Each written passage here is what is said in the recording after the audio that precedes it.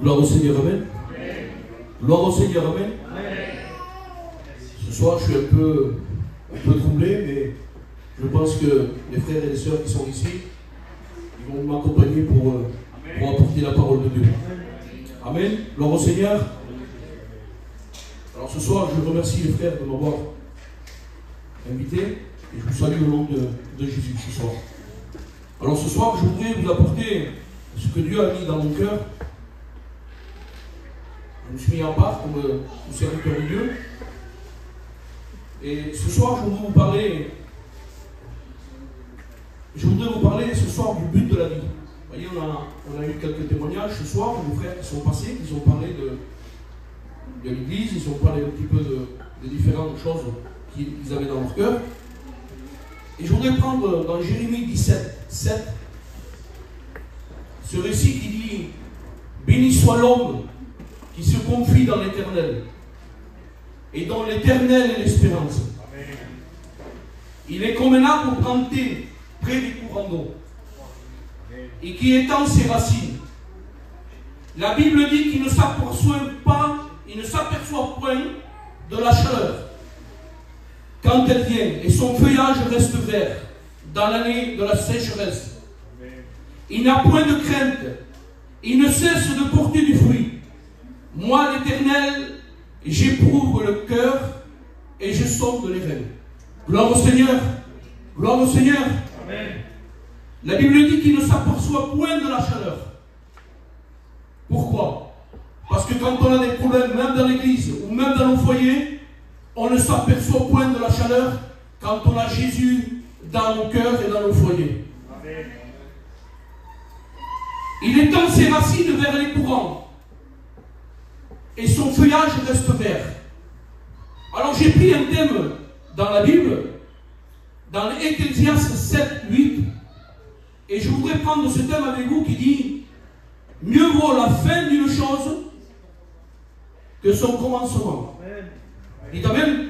Amen. Dites Amen. Amen. Gloire au Seigneur, Amen. Mieux vaut la fin d'une chose que son commencement. Et là j'ai pris quelques exemples dans la Bible, des hommes de Dieu qui étaient honorés, des hommes qui étaient puissants, des hommes qui étaient connus dans toute la terre. Et ces hommes ont commencé bien, mais ils ont mal fini. Et la Bible en parle. Mais il y a des hommes aussi qui ont bien fini aussi, qui ont bien commencé, mais qui ont bien fait les choses. Prenons l'exemple de Shadrach, Meshach et Abednego. Ces hommes, la Bible dit, étaient des intendants de Babylone. C'était des hommes qui étaient connus et craints. Mais ces hommes-là, la Bible dit, on va le lire ensemble dans Daniel 3, 16. On va le lire ensemble pour ceux qui ont la parole de Dieu. Le roi Nebuchadnezzar a fait une statue d'or haute de 60 coudées et large de 6 coudées. La Bible dit que ce roi dressa une statue d'or très grande. Et il obligea tous les gens qui étaient dans sa province à se prosterner devant cette statue. Et là, il y avait 3 hommes. Ces hommes-là étaient hébreux. Ces hommes-là vivaient dans Babylone. Mais Babylone ne vivait pas en eux. Parce qu'on peut vivre dans un pays, on peut avoir une situation, un travail, on peut avoir quoi que ce soit, on peut être dans n'importe quel lieu. Si tu as Jésus dans ton cœur, si tu as le roi des rois dans ton cœur, si tu as le Dieu d'Abraham, d'Isaac et de Jacob, tu ne pourras pas te tourner vers notre Dieu. Amen. Vous dites pas Amen? Alors ces hommes-là, la Bible dit qu'ils étaient intendants de la province de Babylone. Et quand le roi les avait réunis à tout le peuple de Babylone, la Bible dit qu'il dressa une statue d'or. Il obligeait les gens à se prosterner devant cette statue. Mais la Bible dit que ces 3 hommes qui étaient là, eux savaient que le Dieu d'Abraham, d'Isaac et de Jacob était le vrai Dieu. Non seulement ils avaient un travail en Babylone, mais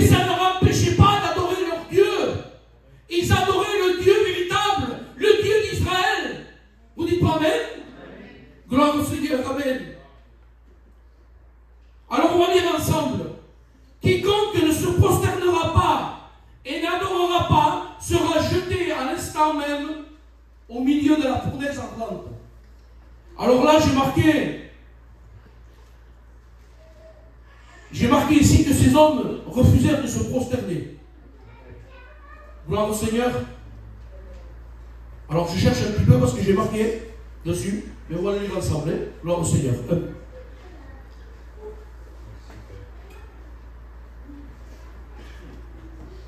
Il dit au roi, Shadrach, Meshach et Abednego, hommes qui ne tiennent aucun compte de toi, ô roi. Ils ne servent pas tes dieux. Ils n'adorent point ta statue d'or que tu as élevée. Alors le roi fut furieux. Et il prit ces hommes. Ces hommes furent liés, la Bible dit, avec leurs vêtements et jetés au milieu de la fournaise ardente. La Bible dit que la fournaise ardente fut chauffée 7 fois plus que d'habitude. Regardez si elle était chauffée, cette fournaise ardente, que les hommes qui étaient là, les soldats qui étaient là, qui tenaient Shadrach, Meshach et Abednego, lui tenaient, quand ils furent jetés dans la fournaise ardente, juste en entrant dans cette fournaise-là, ils furent tués. Et ces hommes-là refusèrent de se prosterner devant un dieu étranger. La Bible dit qu'ils furent liés et jetés au milieu de la fournaise ardente. La Bible dit que la fournaise ardente était extraordinairement chauffée. La Bible dit que la flamme tua les hommes qui avaient jeté ces 3 hommes. Mais la Bible dit aussi que quand ces 3 hommes furent jetés à l'intérieur, le roi fut effrayé. Il se leva précipitamment. Il dit, n'allons-nous pas jeter 3 hommes liés à l'intérieur? Et les hommes dirent, les soldats dirent, oh oui, certainement mon roi. Eh bien moi j'en vois 4. Sans lien, et qui marchent au milieu du feu, et qui n'ont point de mal. Et la figure du 4e ressemble à un fils de Dieu. Gloire au Seigneur, vous dites pas amen. Quand tu te trouves dans une situation, quand tu es perdu dans ton foyer, quand tu n'as plus de solution, sache que tu as le Seigneur à côté de toi. Sache que dans la maladie, tu as le roi des rois. Sache que dans le problème, dans le feu, dans n'importe quelle situation, ne te prosterne pas devant le Dieu étranger. Amen. Même si tu es dans Babylone, que Babylone ne vive pas dans ton foyer. Fais les commandements que l'Éternel t'a donnés. Que quand tu es passé dans les eaux du baptême, que tu as promis, que tu as dit, je te suivrai dans les bons jours, mais non seulement dans les bons jours, mais dans les mauvais jours. Sois honorable devant l'Éternel. Ces hommes, ils étaient honorables, mais non seulement ils vivaient dans un pays étranger, mais ils ne se sont pas prosternés devant un Dieu étranger. Vous dites pas amen? Gloire au Seigneur. Alors le roi fut effrayé. Il dit, eh bien moi j'en vois 4. 4 hommes liés, sans lien, et qui marchent au milieu du feu, et qui n'ont point de mal. Et la figure du 4e ressemble à un fils de Dieu.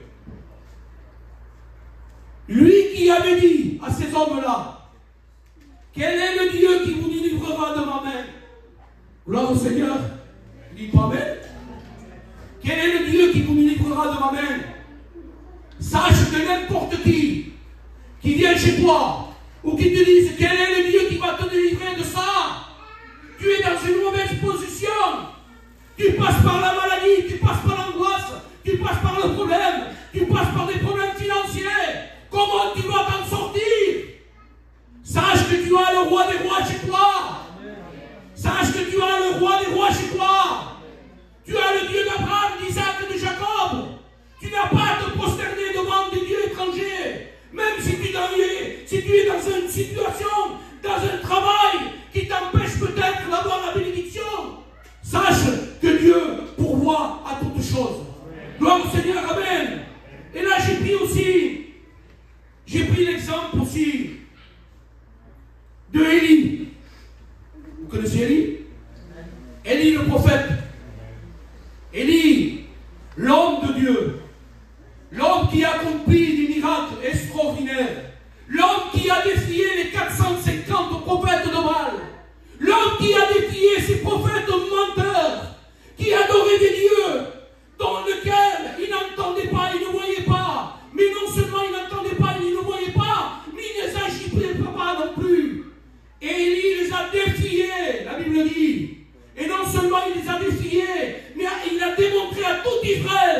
qui avaient un Dieu véritable et vrai. Il les a fait revenir à l'Éternel, la Bible dit. Mais cet homme-là a eu peur. A eu peur de quoi? Dans sa vie, il a commencé bien. Il avait bien commencé dans sa vie. Dans son ministère, il avait bien commencé. Mais la Bible dit qu'il a eu peur. Parce que il y avait un roi. Et il y avait aussi Jézabel qui a voulu le tuer, la Bible dit. Alors il a eu peur, parce que ça arrive d'avoir peur. Ça arrive d'avoir peur quand on est dans une situation. Et la Bible dit qu'il s'est enfui dans le désert. Il s'est enfui dans le désert. Et voyant qu'il s'est enfui dans le désert, la Bible dit, et je l'ai marqué ici, et les voyant cela, se leva et alla pour sauver sa vie. Et la Bible dit qu'il alla dans le désert. Et après une journée de marche, il s'assit sur un genou et demanda la mort, en disant, ça n'est assez maintenant. Des fois on veut jeter l'éponge. Des fois on veut jeter les choses qui nous tiennent. Ou qu'on dit, Seigneur, je n'en peux plus. Je veux jeter l'éponge parce que je n'en peux plus. Les problèmes m'envahissent. Est-ce que ce qui est arrivé à Élie? Il dit, il alla dans le désert et après une journée de marche, il s'assit et demanda la mort en disant, ça n'est assez, Éternel. Prends mon âme. La Bible dit que Élie se coucha et s'endormit. Mais un ange le toucha. Gloire au Seigneur. Ce soir, il y a un ange qui va toucher ta vie. Il va toucher ton foyer. Et non seulement il va toucher ton foyer, il va réveiller ta vie au nom de Jésus. Il va secouer au nom de Jésus cette peur que tu as peut-être d'affronter les choses qui viennent. Parce qu'il y a des mauvaises choses qui viennent sur la terre. Mais nous, on est des enfants de Dieu au nom de Jésus. Amen. Alors il demande à la mort en disant, ça n'est assez maintenant, l'Éternel. Il se coucha, il s'endormit. Et un ange le toucha. Lève-toi, mange. À 2 reprises, à 2 fois, l'ange le toucha. Lève-toi, mange, car le chemin est trop long pour toi. Gloire au Seigneur. Ce soir, il te dit de te lever. Gloire à Dieu. Amen. La Bible dit qu'il se leva, mangea et but. Et avec la force qu'il lui donna, cette nourriture, il marcha pendant 40 jours et 40 nuits jusqu'à la montagne du Dieu à Horeb. Gloire au Seigneur. Gloire au Seigneur. Amen. Est-ce que tu veux aller à la montagne d'Horeb ce soir? Est-ce que tu veux que l'ange te touche au nom de Jésus? Non seulement il va te toucher une fois, mais il ne va pas te laisser tomber dans ton problème. Si des fois tu passes par des problèmes, tu passes par l'angoisse, sache que Jésus va toucher ta vie ce soir au nom de Jésus. Amen. Gloire au Seigneur. Vous savez, la Bible dit aussi qu'il y avait 2 hommes. Il y avait un homme, il avait 2 fils. Ces fils, ils avaient tout ce qu'il fallait. Ils étaient heureux dans la maison de leur père. Ils avaient tout. L'argent, ils avaient de la nourriture, ils étaient bien habillés. Ils avaient une belle maison parce que des fois, on a tout, mais on cherche plus loin. Des fois, on a tout, mais on va chercher ce qu'on n'a pas besoin. Des fois, on a une voiture et on veut une 2e voiture. Des fois, on a une maison et on veut une 2e maison. La Bible dit qu'un des fils a eu ce désir. Combien de fois ce désir a touché notre vie? Combien de fois ce désir a touché ta vie où tu as pensé à sortir un petit peu de ce que Dieu voulait pour toi? La Bible dit que ce fils-là lui a demandé l'héritage qui lui revenait. Et son père, bien sûr, il était triste qu'il quitte la maison. Mais il ne pouvait rien faire. Alors on lui a donné cet héritage-là. Et la Bible dit qu'il a gaspillé dans les choses qui n'étaient pas agréables à Dieu. Des fois, on a des choses, on a un trésor chez nous, qui est la parole de Dieu, qui est les commandements de Dieu. Et des fois, on ne sait pas s'en servir. Des fois, on les laisse dans un placard. Des fois, on n'étudie pas la Bible, ou nous ne nous prosternons pas devant les choses de Dieu. Alors lui, il les a gaspillés dans des choses qui n'agréables pas à Dieu. Et la Bible dit qu'il s'est trouvé dans le besoin. Parce que quand tu pars de la maison de l'Éternel, tu te trouves dans le besoin. Gloire au Seigneur. Quand tu pars de la présence de Dieu, tu te trouves dans le besoin. Tu peux avoir de l'argent. Tu peux avoir une belle situation. Tu peux avoir n'importe quoi dans ce monde. Si tu n'as pas les choses de Dieu chez toi, si tu n'as pas Dieu dans ta vie, pardonne-moi, tu n'as rien du tout. Tu es sec comme un désert. Parce que sache que quand tu vas te trouver dans le désert, ou quand tu vas te trouver dans l'ombre de la mort, peut-être, cet endroit où il n'y a pas de lumière, un jour, tu vas crier à lui. Et ce qui est arrivé à cet homme-là, quand il est parti, la Bible dit qu'il a gaspillé tout son argent. Il n'en pouvait plus. Il était presque à tomber peut-être, je ne sais pas, en défaillance, parce qu'il avait faim, il avait froid, et ses vêtements étaient tous souillés et salis. Mais la Bible dit qu'il a remué son espoir. Il s'est réveillé, parce que vous savez, quand on appartient à Dieu, eh bien Dieu parle dans nos cœurs. Il te dit ce soir, reviens à moi car je t'aime au nom de Jésus. Et ce fils prodigue, qui avait demandé l'héritage à son père, qu'il avait dissipé complètement, s'est rappelé de la maison de son père. Il s'est rappelé de l'abondance qu'il y avait chez lui. Il s'est rappelé des bénédictions qu'il attendait chez lui. Alors il est retourné chez lui. Et en le voyant son père de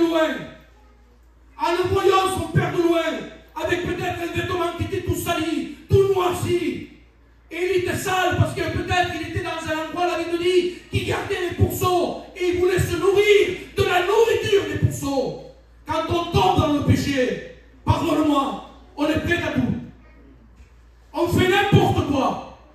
Quand la présence de Dieu se retire de ton foyer, de ta vie, tu es prêt à tout. Tu es prêt à faire n'importe quoi. Mais la lumière de l'Éternel était sur lui. Il lui a rappelé qu'il avait une maison, qu'il avait un père qu'il aimait et qu'il attendait au nom de Jésus. Parce que Dieu t'attend ce soir. Dieu veut que tu te réconcilies avec lui. Au nom de Jésus. Alors son père, quand il a vu, il a reconnu son fils de loin. Et lui a dit, apportez la plus belle robe. Mettez-lui un anneau au doigt.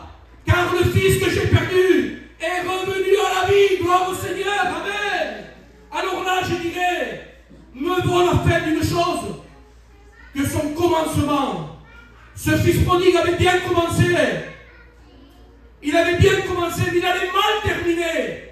Mais il a été réveillé par l'Esprit de Dieu. Il a été conduit par l'Esprit de Dieu. Il a eu sa conscience remuée dans son esprit. Il est revenu dans la maison de son Père. Gloire au Seigneur, amen. Vous savez, on peut parler de beaucoup d'hommes. Que reste? J'ai le temps, 5 minutes, vous me donnez 5 minutes de plus. Et je vous donne 2 exemples de plus. Au nom de Jésus, amen. Je bois un peu d'eau. Gloire au Seigneur, amen. Je vais vous parler d'un homme. Un homme dans lequel Dieu avait donné l'intelligence, la richesse, le pouvoir. Lui avait tout donné sur cette terre. Mais cet homme-là avait bien commencé. Il a mal terminé. Vous savez lequel c'est? Le roi Salomon. Sa grandeur et sa renommée, sa sagesse qu'il avait, le roi Salomon, était énorme. Tout le monde le connaissait par la sagesse qu'il avait. La Bible dit, Dieu donna à Salomon, écoutez bien, de la sagesse, une très grande intelligence et des connaissances multiples, entendez bien, comme le sable qui est au bord de la mer. Cet homme-là, c'était le roi Salomon. Et un jour, l'Éternel lui apparut au roi Salomon en lui disant, que veux-tu que je te donne? Que veux-tu que je fasse pour toi? Mais le roi Salomon lui demanda l'intelligence et la sagesse pour conduire son peuple. Alors, comme Dieu a vu dans son cœur qu'il ne recherchait ni une vie très longue, ni des richesses énormes, ni la mort de ses ennemis, non seulement il lui a donné des richesses, il lui a donné l'intelligence et la sagesse, mais il lui a tout donné complètement pour que tous les hommes de la terre et tous les rois de la terre puissent reconnaître le roi Salomon. Mais la Bible dit que le roi Salomon, je l'ai marqué ici, et je vais vous le lire, se tourna vers notre Dieu. Pourquoi il se tourna vers notre Dieu? Parce qu'il avait un désir dans son cœur. Il avait un désir d'entendre peut-être des idoles. Il avait besoin peut-être, comme il arrive maintenant, à des gens peut-être qui veulent aller ailleurs, entendre des choses qui leur démangent au nom de Jésus. Et cet homme-là qui était connu dans toute la terre avec une sagesse énorme, a voulu se tourner vers d'autres dieux. Alors j'ai marqué ici, la sagesse de Salomon avait commencé par la sagesse excellente. Mais à la fin, il a fini par adorer les idoles. 1 Roi 11. Cet homme-là avait commencé bien, mais il a mal terminé. Et je dirais, mieux vaut la fin des choses que son commencement. Alors ce soir, je te pose une question. Comment tu as commencé dans les choses de Dieu?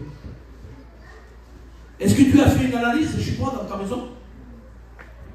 Comment tu sers l'Éternel?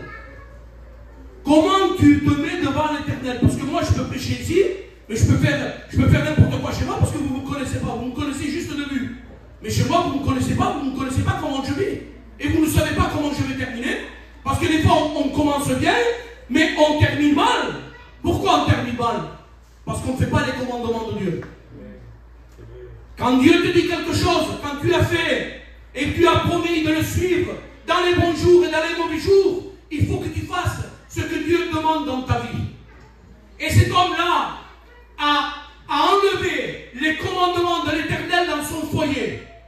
Et là, le malheur et la malédiction est tombée sur lui. La Bible dit que le roi Salomon, non seulement l'Esprit de Dieu s'était enlevé de lui, mais Dieu l'avait abandonné parce qu'il s'était tourné vers d'autres dieux. Non seulement il avait les dieux de Baal, mais les dieux de Satan ou les dieux à l'infini. Mais il avait adoré, il s'était prosterné devant des dieux étrangers. Vous savez, on peut vivre en Égypte, on peut vivre dans n'importe quel endroit où il y a des dieux étrangers. Dieu ne te force pas à te prosterner. Tu peux rentrer dans un endroit où il y a une mauvaise présence.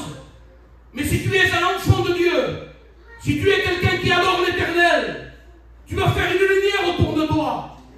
La Bible dit que quand je passe à la vallée de l'ombre de la mort, je ne crains aucun mal, parce que tu es avec moi. Ce n'est pas la mort, hein, attendez, hein. Quand tu passes à la vallée de l'ombre de la mort, ce n'est pas la mort. Vous savez ce que c'est? C'est les ténèbres. C'est les ténèbres. Quand tu passes dans les ténèbres, je ne crains aucun mal, car tu es avec moi. Et quand tu es avec moi, il n'y a rien qui est contre toi. Parce que tu as Jésus dans ton cœur. Gloire au Seigneur. Amen. Et là, je finirai par l'exemple. Je finirai par l'exemple de Naaman. Vous connaissez? Il pas Amen. Je sais qu'il a fait chaud aujourd'hui.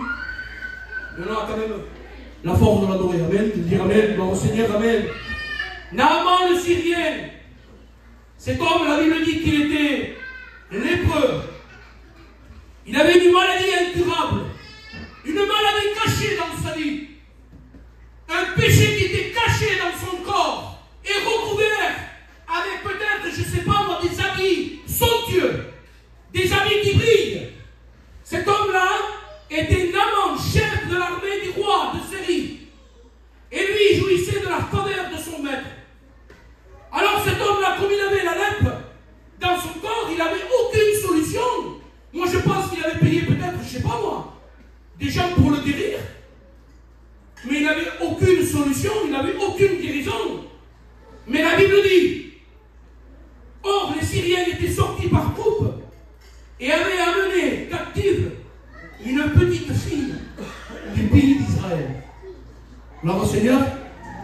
Amen. Ils avaient amené une petite fille du pays d'Israël. Et la Bible dit que cette petite fille était au service de la femme de Naaman. Tu peux te trouver en Syrie. Tu peux te trouver, je ne sais pas moi, en Égypte.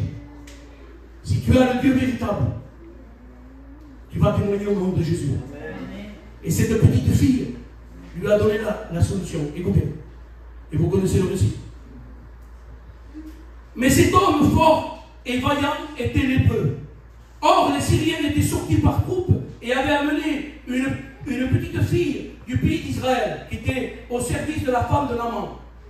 Et elle dit à sa maîtresse, « Oh, si mon Seigneur était auprès du prophète qui est en Samarie, le prophète le guérirait de sa lèpre. » Gloire au Seigneur. Gloire au Seigneur. Quand tu as Jésus, quand tu as la parole de Dieu chez toi, quand tu es un enfant de Dieu, tu transmets au nom de Jésus. Tu peux te trouver captive dans un pays étranger, dans un endroit étranger comme cette petite fille. Elle s'est rappelée du Dieu d'Abraham, d'Isaac et de Jacob, le Dieu de ses pères. Quand tu te trouves dans n'importe quelle situation, tu cries à lui et lui te répond. La Bible dit que quand un malheureux crie, l'Éternel entend. Et cette petite fille lui a donné la solution à ce Naaman, chef de l'armée du roi. Il lui a proposé d'aller voir le prophète qui se trouvait en Samarie. Et le prophète en Samarie lui a donné la solution. Quelle solution? De se baigner 7 fois. 7 fois dans le Jourdain. Et la Bible dit qu'il a été guéri au nom de Jésus. Tu as la solution ce soir. Je ne connais pas ta vie, tu ne connais pas ma vie. Mais moi je connais quelqu'un qui va la transformer au nom de Jésus. Amen. Si tu as un problème